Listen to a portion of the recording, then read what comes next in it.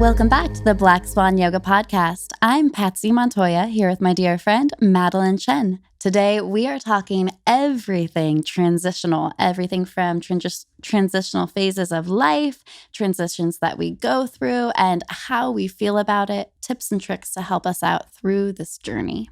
Very excited. Yes. I'm glad we're talking about this. Life is full of transitions. I was thinking about it, and it's like, change is our only constant. Absolutely. You know, that old quote, but it's so true. Mm-hmm. Change is always happening, whether it's small or large. So Patsy and I are both in pretty big transitions in our life. I'm gearing up to have a baby. Patsy is gearing up to get married. And amongst small transitions in work and personal and, day-to-day things that we talk about, always trying to make our lives easier by changing here and there. So we're excited to talk about transitions and how to navigate them with more ease, grace. Yeah, it's this reminder that I once heard, and it has to be a quote by someone somewhere, but it's more healthy to be in love with all of the seasons than to pick one favorite season, That's because awesome. It is constantly changing.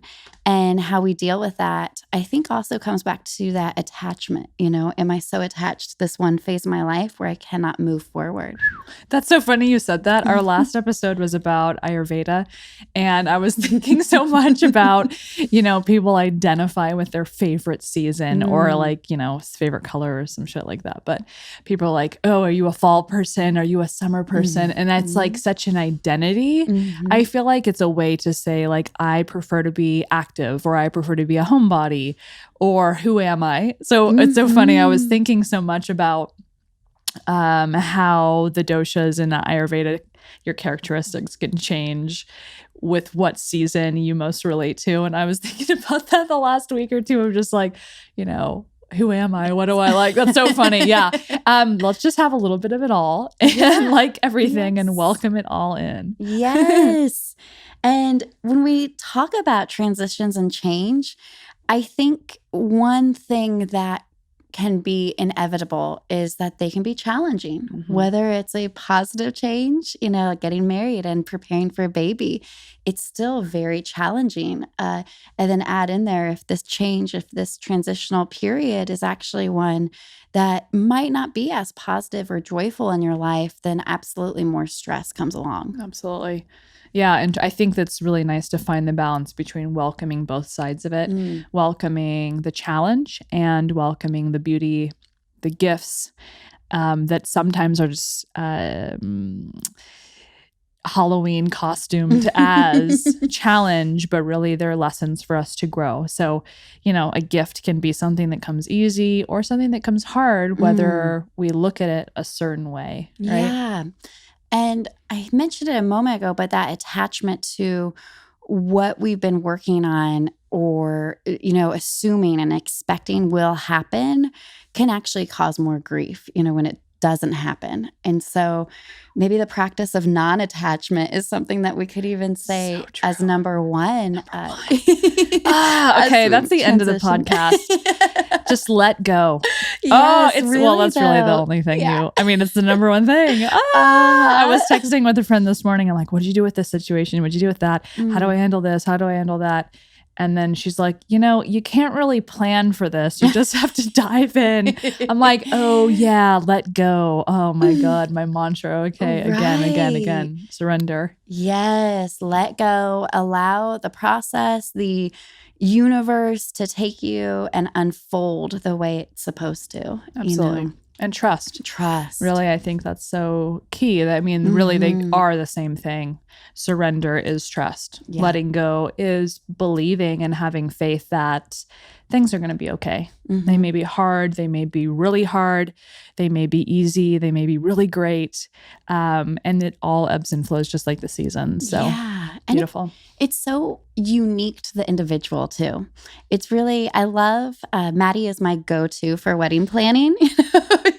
As you said, you and your friend. I'm not letting go on that, but on the day we got to let go. I'm like, right. But it's so, it's great for me to have you to go to. And then remembering that your whole wedding is going to be completely different than mine, like Yes. our own individual paths. Totally. It's just really beautiful. But when it comes down to it, like the biggest piece of advice that you do give me is like, just trust, let go, don't try to detail plan everything right now because it'll drive you mad. Totally. And that expectation Yeah. is really the killer of joy, whether you're doing something tiny or large. Like last night we went to a yoga class and I was like, I'm going to go get a taco after this. I ordered a taco online and everything's going smooth. And then all of a sudden I realized that the order like transferred to the next day. I was like, damn it. I was like 9:30. I'm like, I'm so hungry.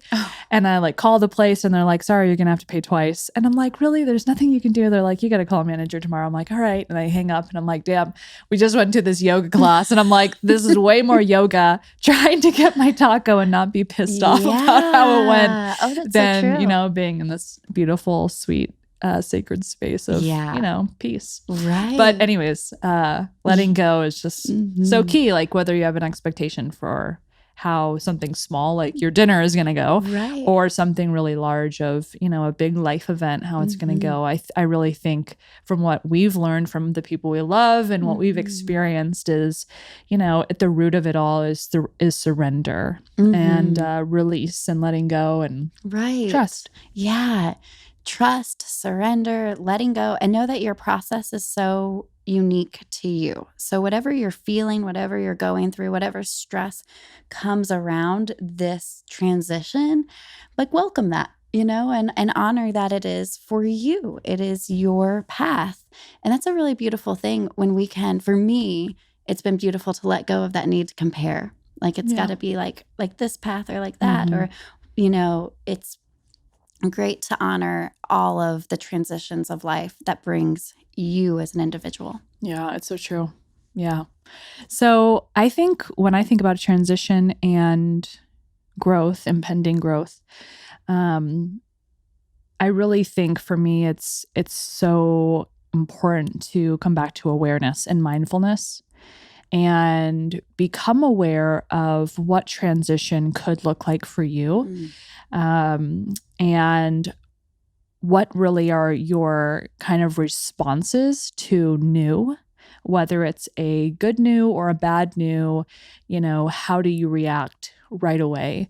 So we've done a little bit of research and prep for this discussion on transition. And Patsy, I'd love for you to share the really most common stages of transition that people go through. Like, because I think I'm sure we've said it a million times on the podcast, like we're all unique and we can't really compare apples to oranges and different life circumstances and situations. Like that can really eat away at us or decrease joy and decrease our ability to celebrate what we do have. But at the same time, we all have this unity. We all have this like underlying uniting force that we are humans and we're very similar in our foundation. So like, even if it's a transition that is super little or really large, we can have the same type of reactions, I think, for the most part. So what are these common reactions or like stages or experiences of transition that we can be aware of to know, I'm in transition right now. Oh, this is challenging. Okay, I need to take some time to honor this season of my life. Absolutely. And I love that you brought up that we can connect with one another by knowing that, even though our paths are so very, very different, what you're going through, I can empathize. I can feel that. I get it. So the 5 common stages of transition are confusion, depression, acceptance, soul searching, and birth of a new you. And with the first 2, I should say, are, that confusion and depression. I would assume that that's not totally necessary for something like really positive, but it could be. Like, take my example of getting married. Like maybe Let me think. Maybe when it was first something new, it's just like, whoa, this is like kind of confusing. Like this whole period of now you're my fiance, we're becoming like coming together. So wait, do I still act the same way? Does he, what changes here? I'm confused. And maybe just the stress of that alone could cause a little bit of depression, but not necessarily. I do think that stage 3 of acceptance is something that is more common for positive changes, life changes that we go through. And then regardless, we have a little bit of that soul searching, soul scrubbing, and birth of a new you. Like, wow, I am a wife and I'm married. We're doing this. We're partnership united. That sort of thing. That's awesome. Yeah. I want to maybe relate it to something smaller in your day to day, like a new friend, a new coworker, maybe a new piece of research comes out on food, and you've been eating a certain way, living a certain way for a long time, and then you learn something that contradicts your beliefs. Or someone proposes you go out and do something that may give you social anxiety or something new in your life. I think those 2 first stages of confusion and depression, they can be deep when, maybe when we're talking about something really large transition in life, but they can also be applied to more surface level things of, maybe that aren't going to stick with you for months and months and years of transition, but a small new thing that you might be trying. So to me, that the confusion and depression can really come in as like, the confusion is like, wait, what? Like this research doesn't align with my beliefs, or this person coming in, like, who are they? Like maybe like I'm like guarded or judgmental to them, of like confusion of like, do I like this person? Do we align? Do I need to be fearful of how they're going to interact with me? And then, you can go into that second stage of depression at a smaller scale of having like a negative outcome, not necessarily full-blown depression maybe, but more so like, if I don't know this person, or if I'm not familiar with this research or news, I'm going to deny it. And I am blocked off because I don't understand something, I'm putting my shield up. And I think those 2 first things are really easy for us to do. I know I myself am working on those things of not letting my fear take over or anxiety take over. And rather, if I find myself in stage 1, confusion, I'm able to become aware of that and stay mindful of it and really take a deeper look at it and say, okay, I'm confused, instead of thinking, this is a negative thing, I don't understand this, or now I'm going to have to change my whole life or plans because of this, rather thinking, cool, new pathway to go down, something to explore, or a way to work on myself, do that soul scrubbing you're talking about. It's like testing your own boundaries of, why do I have this boundary up? Because is it healthy for me to be protected at this point? Or maybe if I let this boundary down, I can really meet new people, be open to new experiences. Allow the transition. Yeah. Rather than being stuck. Right. And upset about it. Totally. Yeah. But I think it's in our nature to resist transition when it feels big or scary. Right. It's like our primary goal is to be alive and safe. And if we are not thinking deeply, if we're just having a reaction of, ooh, that makes me nervous, or like that gives me anxiety, I'm just going to shut it down. That to me really equates with this primal nature of fear of death, of fear of like survival. So if we can try to like move past that and move into, I'm going to lean in towards that fear and anxiety. That's where growth happens, outside your comfort zone, right? Totally. And it goes to, the common saying of, what you resist will just persist. That's the best one. That's the best one. Like it will show up in different ways of your life. Because that's just what the universe, what life has for us sometimes is, if it doesn't show up, if we don't learn our lesson one way, it will show up a different way for us to learn, for us to grow. Absolutely. To move forward. Yeah, that's the best saying. Probably wouldn't be the best tattoo. What you resist persists. persists, but it's a really good mantra to remember, right? Mm-hmm. And that really segues us nicely into the third stage of transition, acceptance, because like to continue on this trajectory of transition, to allow change to happen, we have to move past confusion and depression. If we stay in those first two stages and don't push ourselves forward, propel ourselves into change and have the drive to make a change and be better and do better, we won't be able to get to that stage of acceptance where I can say, yes, this new activity or friend makes me really anxious or makes me feel different, but I'm going to open my heart and mind to them or the experience and just keep experiencing being a human and welcoming the life experience, right? So acceptance, coming to terms welcoming with it in, leaning into it, right? Because the opposite of acceptance, denial, that might go back to what we're resisting, denying things, lying to ourselves, saying that, or hiding from whatever is happening. It's all part of, refusing that acceptance stage. Totally. Yeah. And, even like really positive things in our lives, sometimes it's just really hard to step into that acceptance. Like, wow, like I'm frozen with fear because this is so big.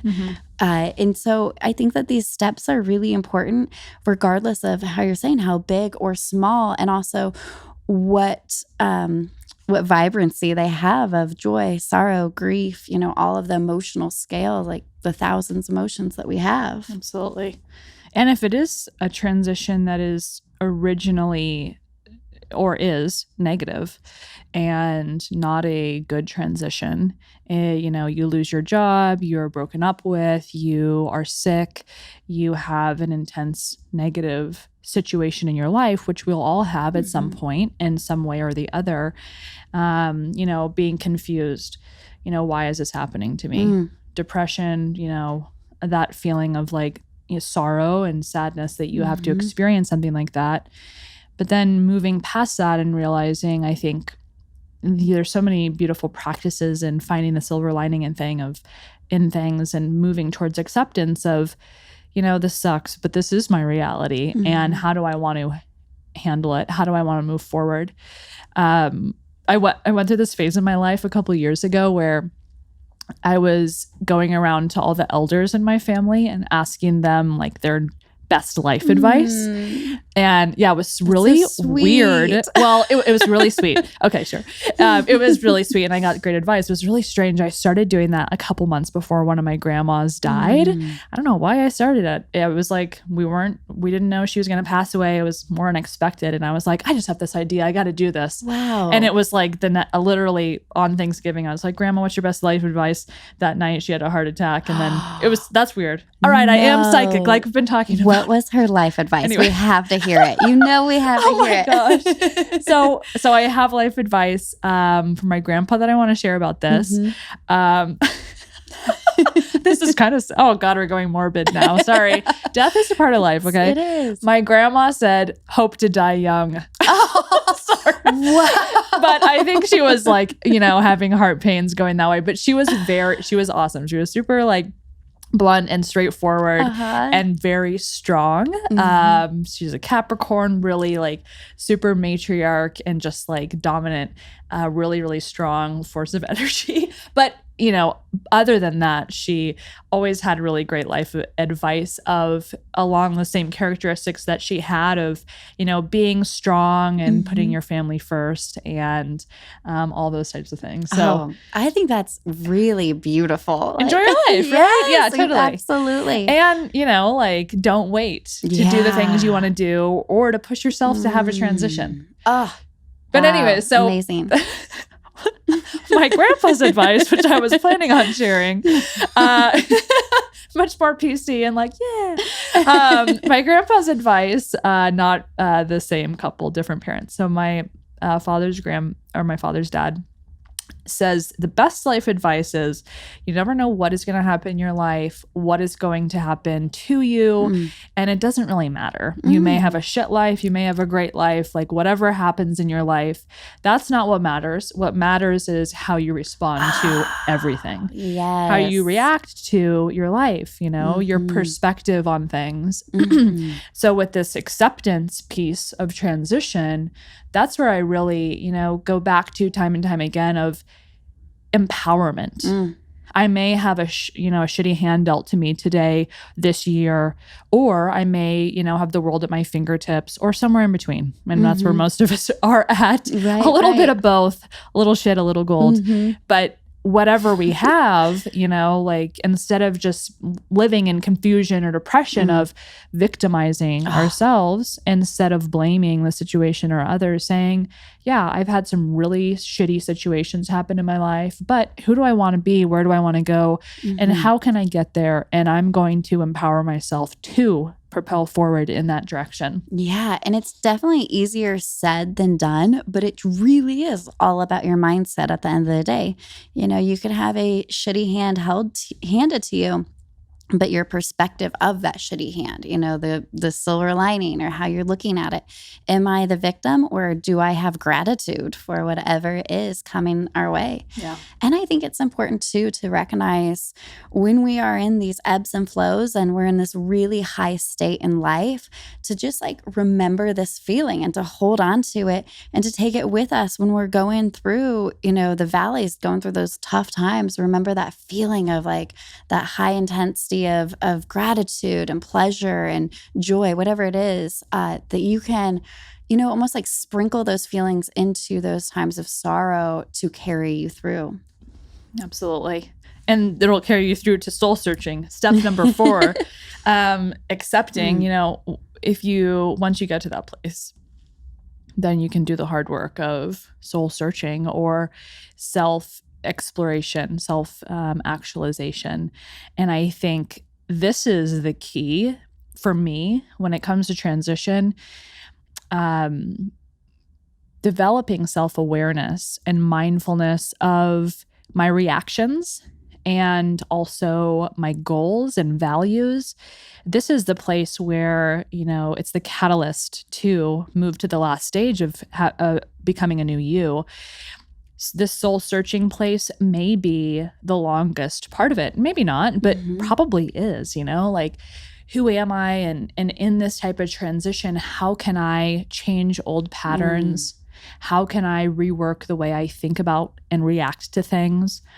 Like I shared, what I'm working on right now is when new things come into my life, welcoming them and staying open rather than closing off in fear or anxiety. Basically saying yes rather than saying no. I'm shut down. So with this area, it's like, it doesn't happen overnight. If we're talking about a substantial transition, even something like, like the taco situation where I'm like, okay, I have so many paths I can take here. I could starve. I could get angry. I could, yell at somebody, or I could just be like, well, I understand point of sale softwares, you can't do much. It's fine. Just like whatever. And it's like that. And I can also look at the situation of like, thank you, universe, for this gift and challenge for me to stay open and work on what I want to and strengthen myself. So it's like, even something small like the taco situation or a really large, big situation, we can continue to do the soul searching, and it can take a really long time to reprogram ourselves. Our reactions in our brain are just hardwired. We've got a soft wire and then put something back in its place. Definitely. An activity that one of my chakra books told me years ago for this soul scrubbing, soul searching phase is to take time to like be the fly on the wall. Like, notice how you are reacting. Like, actually, like, look at yourself and, as if you're in a movie rather than like the star of the movie or whatever, but actually like you're watching it and how you would want to respond. Cool. Yeah. For me, a big part of that came with instead of just like trying to do that and navigate how to watch myself in instances, I had to really spend some time with myself, some time alone, self-reflection, and being kind to myself to process whatever I am changing in my own patterns and habits, knowing that I want to watch myself and take the time, be kind when I don't respond the way that I really am necessarily proud of. Yeah, absolutely. Mm-hmm. Soul searching. Soul searching. I like how you said soul scrubbing. I think that is, gentle, like a gentle scrub, but still sugar scrub. But that's really, I think, more accurate than searching, because searching is like, I don't have the answer within. And we all have our truths within, deep, deep, deep in our hearts, sometimes deeper than others. But it's like, if we scrub and clean away the dirt, we can get to it more quickly. So, yeah.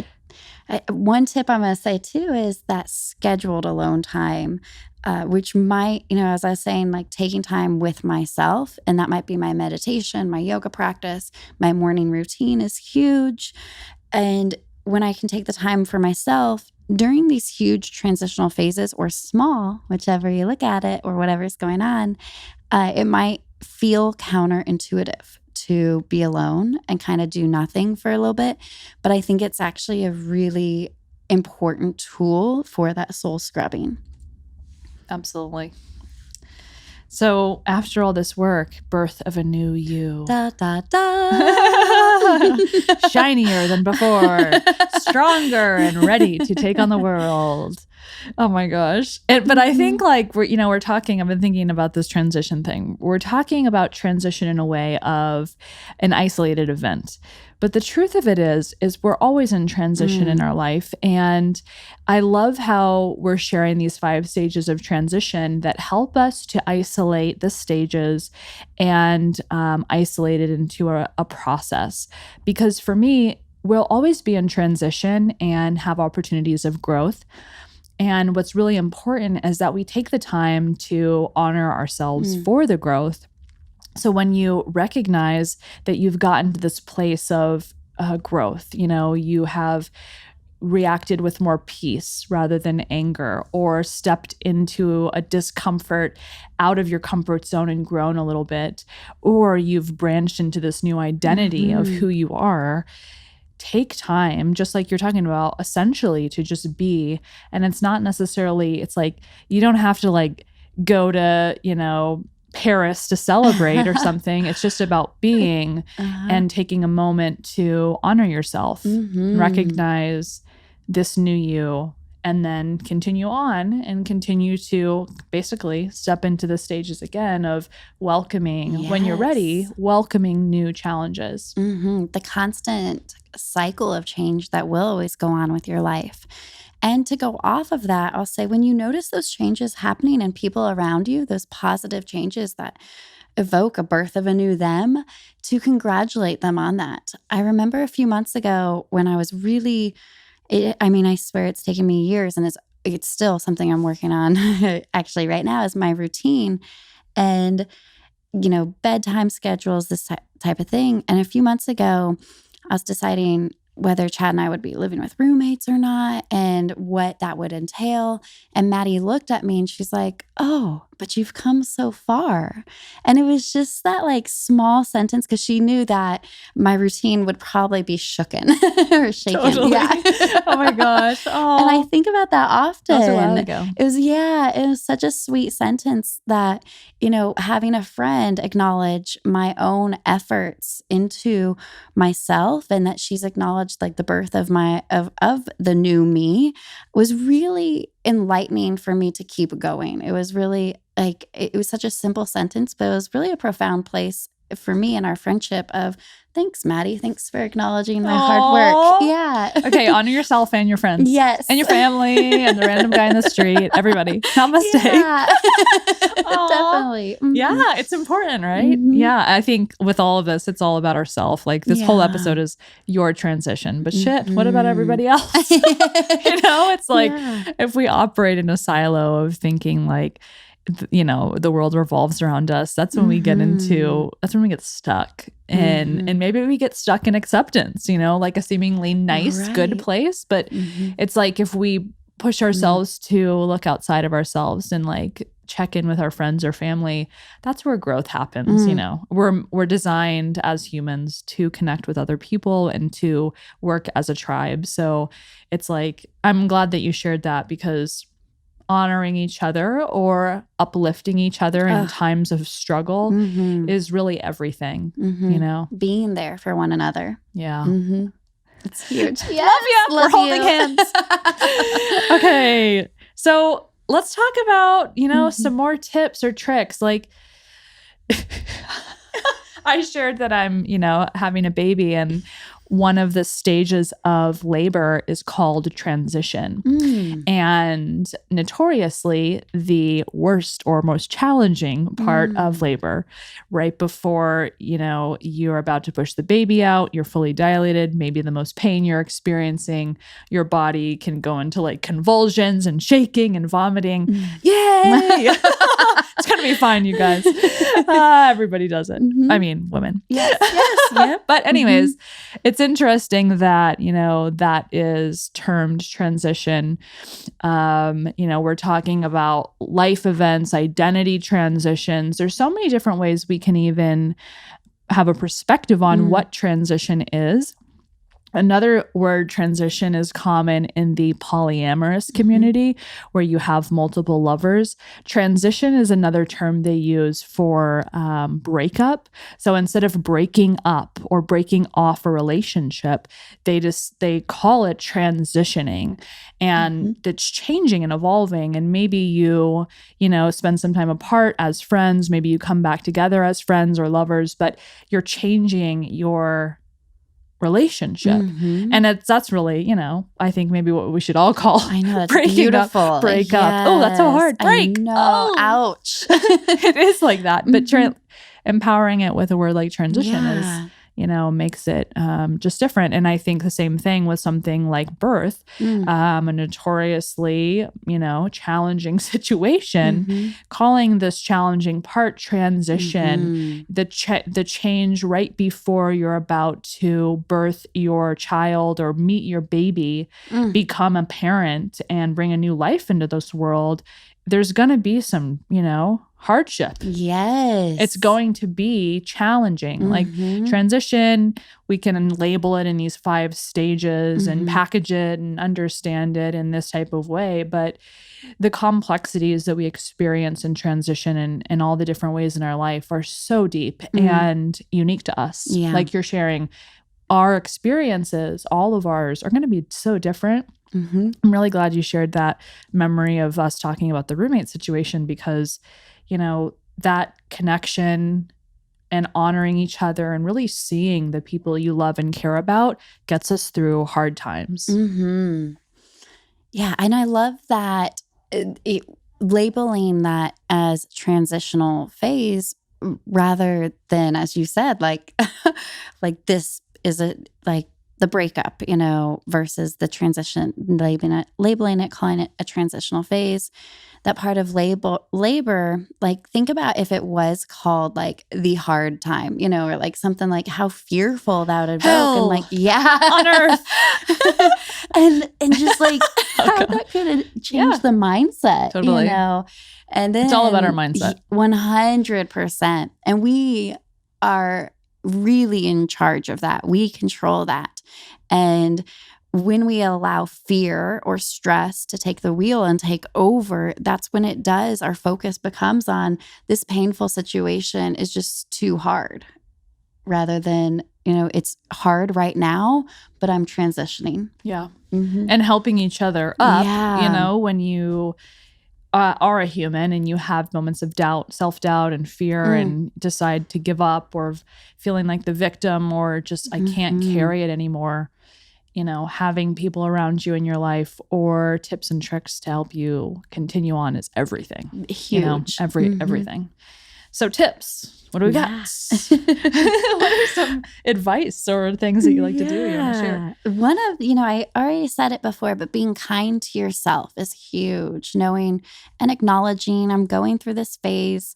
My reactions aren't going to be as cued in as normally. Like usually when I'm stressed and going through a transitional phase, I'm just going to react versus responding, taking time to think about what I would like to respond with, as well as a little tactic I have is if I just focus on whatever I'm going through and really, like can't get my mind off of it, I need a distracting force. So I go for a walk, clear my mind. I, might spend an hour on the couch watching a Netflix show, documentary, something, spend time with my dog, but something where I'm not, and usually that means cell phone turned off or just away from me where I won't have the distractions, because if I do have my cell phone, then I'm tempted to look at whatever I'm going through. Like right now, like I would be looking up tips on Pinterest about the wedding. It's just something that I would go back to, circle back to. Shifting your perspective. Yeah. Just getting into a new reality. Totally. Yeah. That's awesome. Mm-hmm. And being kind to yourself is for so many of us, changing the reality. I'll share something about myself that I always heard that advice, be kind to yourself, and really disliked it. Oh. And because I, like we're learning in Ayurveda, like I'm a Pitta person, pretty, strong, intense, fiery, like qualities. And that's how I talk to myself in my head most of the time. So this advice of being kind to yourself, I'm like, oh, that's just cutting yourself slack. Or like you just get to be a wuss and just give up, or like you're not strong, or be kind to yourself, like wah wah wah. And I thought that for a long time, like I struggled with that because that's a common thing people say, be kind to yourself. And for a long time, I was like resisted that. But what resists persists, yes, right? And then it's like just like we're talking about perspective, kindness is number one to yourself and to others. And it has nothing to do with strength or your ability to, be the best person you can be, or have the most output or do the most or achieve the most or whatever your goals are. Being kind is the way to get there. Yes. If you have big goals for yourself, you have to be kind to yourself to know when to fold them, when to take a damn nap. Yeah, really? Like when you're like, okay, I've been working for 12 hours today. It is time to stop. Instead of working for like through the night or like pushing yourself past a point of no return. I'm just kidding. Past the point of a place that's good for you, right? So being kind is like being strong, really. And it could go hand in hand with, it's interesting. You just said be strong, but I'm also thinking like be gentle and be compassionate to yourself. I think it takes a certain kind of strength to find that compassion and to find that slowing down process too. Absolutely. Like we're talking about being open to all of the seasons. To me, being open to all the seasons can be a really great analogy for being open to all the facets of ourselves or all the facets of life in relation to change and growth. Sometimes transition is smooth and wonderful. Sometimes it's really challenging. And we all have parts of ourselves where we're not as kind as we should be, or, we need to be a little tougher on ourselves. Like we all have some type of combination of different parts, and just welcoming all of it and trying to welcome all the seasons of our personality and mind and body, I think is really key to finding more peace in navigating change in life and just being open instead of shutting the door or being fearful. Oh, yes. For my 200-hour, one of our required readings is a book called The Untethered Soul.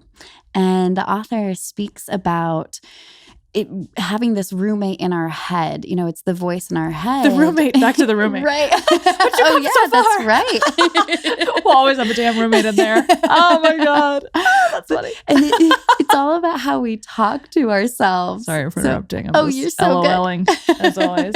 Sorry. But this roommate in our heads, is the voice of how we talk to ourselves. And if we had a roommate talk to us the way that sometimes we talk to ourselves, would kick them out. Absolutely. And so that book was a good resource and a good reminder for me of like, how am I talking to myself right now? Am I coming from a place that I would talk to my roommates, which is just Chad. Or like, but my closest loved ones, my family, my friends, I probably would never talk to them the way that sometimes I talk to myself. And so kicking out those thoughts. Totally. Mm-hmm. I love that, especially when we're talking about remembering the unity and the fact that even though you might be going through a big transition or change, it's really, you're not alone. And then also your hard work isn't in vain. It's not just about you, it's about the collective.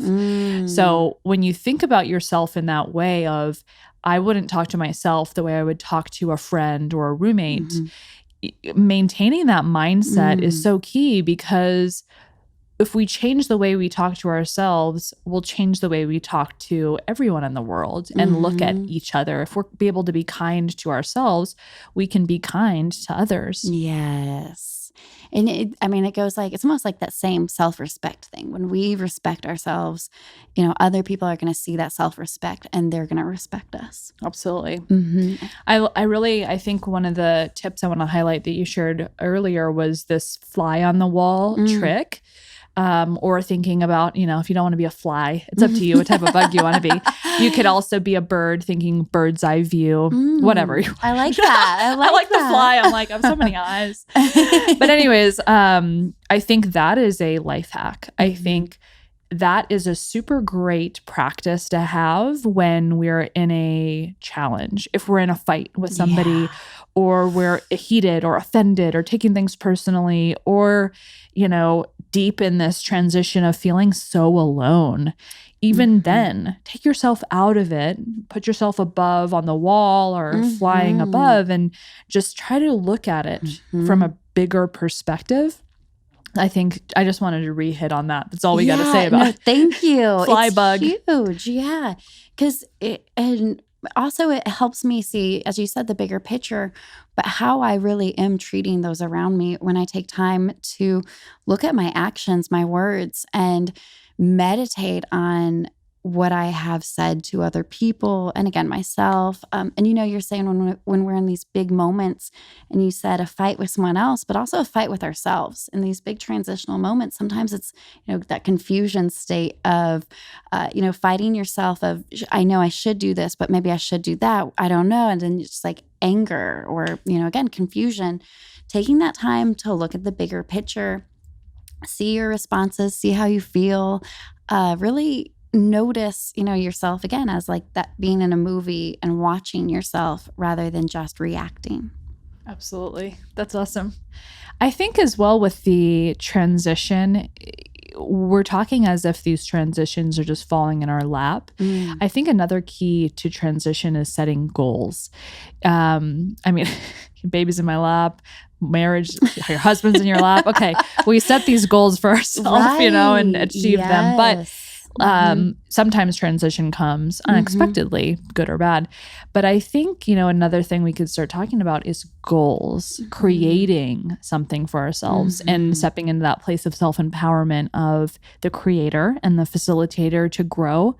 And to do that, it's really important to have the self-awareness to say, okay, what are the areas of growth I can have in my life?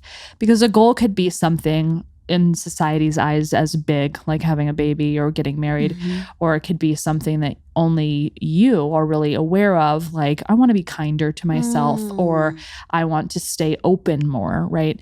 Or I want to work on my routine. So setting these goals, getting to this end place or achieving something, you're going to be in so much transition, just like any other circumstance. So I love that the transition steps are laid out because it helps us to keep going. If you set a big goal for yourself, like I want to be kinder to myself, that is not going to take a day. That is going to take months and probably years, if not decades, to really instill in yourself. And to stick with it is going to be challenging. You're going to have doubt. You may forget it sometimes. You may just be like, it's too hard. I'm going to give up. Doesn't matter anymore. you're going to, once you welcome something in, you call something into your life, you try to manifest a goal or a dream, they say the universe conspires to help you create that. And you can really call in challenges like the taco situation last night. Back to that. I've been actively deciding I am going to work on my reactions to new situations, to new people, to new challenges, and to, instead of, put my guard up and be fearful, really open up to receive newness. So I'm calling it in. I'm ready, universe. Give me some challenges. Throw me in the arena with somebody, Yes. and the taco situation ensues. Perfect example. I love that. And I love that it was right after a yoga class, because a lot of specifically right. calm yoga. Such a chilled out class, grounded class. But a lot of these life transitional phases aren't like in this atmosphere where it is easy to go through it. Like the yoga classes, Totally. It's like, okay, this is a practice ground for real life stuff that comes up. And when we're out there, it's just not easy sometimes. And it's easier to react in a negative way, and to, whatever floods from that reaction, might be a spiral effect. So yeah, having these tips and tricks, being kind to yourself, letting and trusting the process to take you to where you're supposed to be. Taking time with yourself, being the bird on the wall, the bird's eye view, really, really helpful during transitions, and knowing that transitions happen all the time. The change is the constant, and to set yourself goals and work towards those goals. As Maddie said, sometimes these goals will take decades, but every day is a new opportunity and a new chance to work and do something small towards that goal. Absolutely. And remember, you're powerful, and resources like this podcast or videos on YouTube or meditations, there's so many different ways you can support yourself in challenging times in transition. What's really cool that I'm thinking of is a lot of the people who come to our yoga teacher trainings, they come from a place because yoga has helped them so much in transitioning through life's, whatever life throws at them. Yoga has always been such a huge tool for them. It's almost something that we talk about often, is that when we open up these trainings to people, it's typically not going to, I don't think it's ever actually been like, the group of people is generally like, life has been so good that I decided to do yoga teacher training.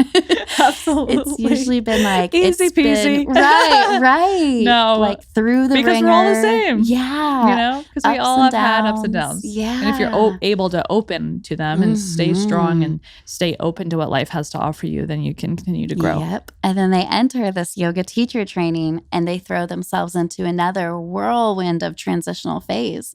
Whether their intention is to be a yoga teacher or not, it's really beautiful to see the life, their lives unfolding in front of them as they do the work on themselves, because that's really what yoga teacher training is. Yeah, absolutely. It's powerful. It is. It's exciting. It's exciting.